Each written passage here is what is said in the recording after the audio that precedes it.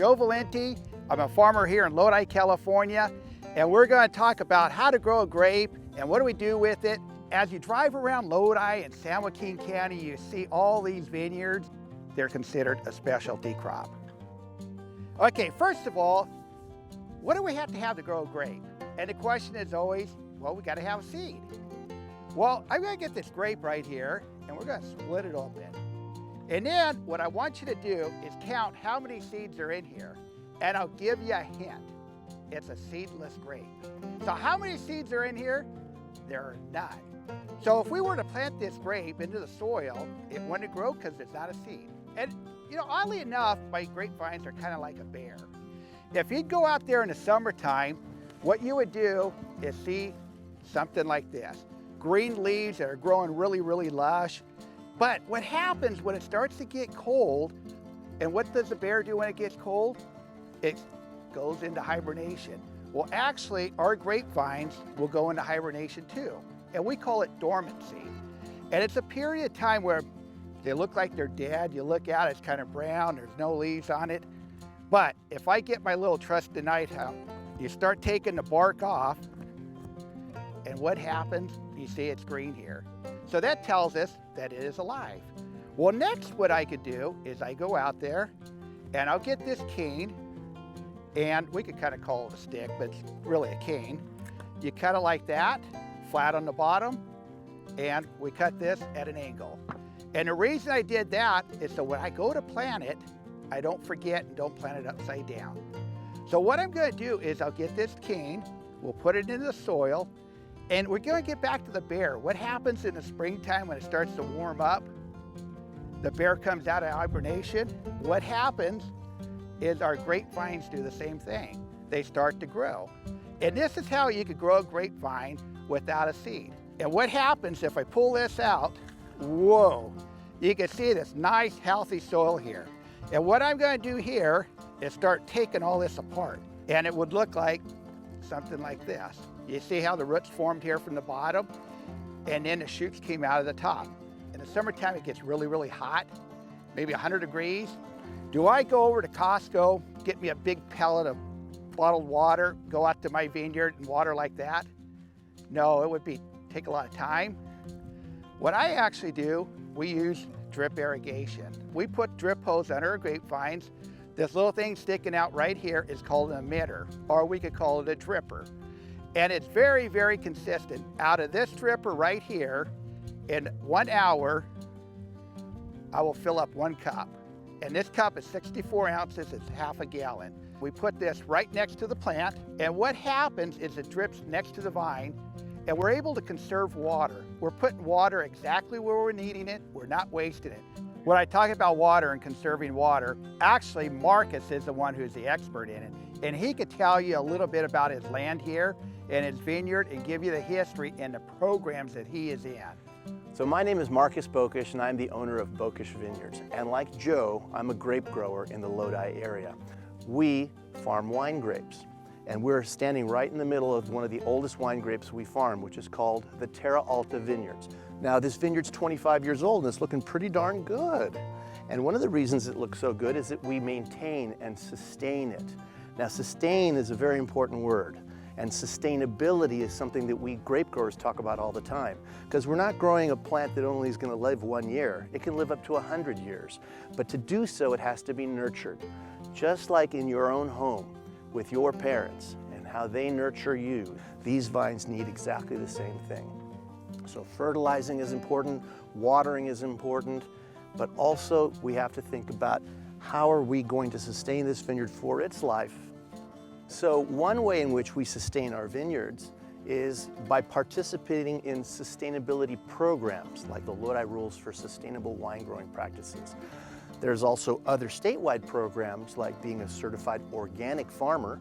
Another thing that you can do as a grower is that you can actually decide that I want this vineyard to survive way beyond my time. I want it to be here for my kids, my grandkids, or other families who will eventually farm this piece of property. So just like your parents protect you, I want to protect this land because I want to protect these vines for future generations as well. So one of the ways to do that is through what's called an agriculture conservation easement. Now that's a mouthful of words, but what it really means is that it's a tool that allows me to make sure that this land is always going to stay in agriculture. It's not going to change to anything else. There's never going to be a shopping mall here or housing, and not that that's bad, but you have to remember that there's only 3% of the world's surface that's dedicated to good farm land. So we have to really protect that. So we want to make sure that this land is protected forever through these agricultural conservation easements that are handled by what are called trusts. People who review these wonderful pieces of land and attempt to help save it in perpetuity. And the one that we have here in the Central Valley is the California Farmland Trust. Now, if we protect all this land and we're able to, on these little 3% that we have, actually grow commodities, then we can go to our local store. I love to go to my Raley's, but any of the local stores to be able to buy all these wonderful products. The other items we have to grow a good grapevine, we have to have good, healthy soil. Now, how many of you kids take vitamins? We actually give our grapevines, it's kind of like a vitamin, but we call it fertilizer. And the fertilizer comes in different forms. Right here, we call it the dry form. It's little pellets, and what it does, it actually makes the grapevine grow healthy. It's kind of like what the vitamin does to you. Now, other things that a farmer may do when we're out in the field is we look for little insects, little tiny bugs, okay? And like what I have right here, actually we could see it with our eye. It's pretty obvious what you can see here. There's a little insect, but what we could do is go out there with a little hand lens. And it's like a little microscope. And what we do, we actually can look at the leaf and identify whether it's a good insect or whether it's a bad insect. So we're always looking at methods and how we could sustainably grow our crops, whether it's through drip irrigation or going out there and looking for good bugs and bad bugs. Okay, now we kind of went over how to grow a grapevine and what do we do with it. But wait a second, how do we know if our grapes are ripe? What we could do is go out with an instrument like this right here, and it's called a refractometer. And what we're checking is for sugar content. So what I'm gonna do is I'm gonna get this grape and I'm gonna put the juice on the refractometer. And then once it's on there, what I could do is close the lid right here and look into it, and it will give me numbers. Now, if it's 15, it's a lower sugar content. If it's 25, that means it's really, really sweet, and that's what we're looking for. You want a sweet grape, whether it's for a juice or for eating. There's different methods of harvesting grapes.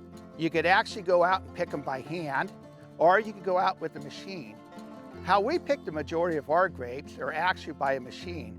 If you were to track how far they travel harvesting grapes through the season, we go from Lodi all the way down to Los Angeles, turn around, and come back. So one machine in 1 year does about 700, 800 acres.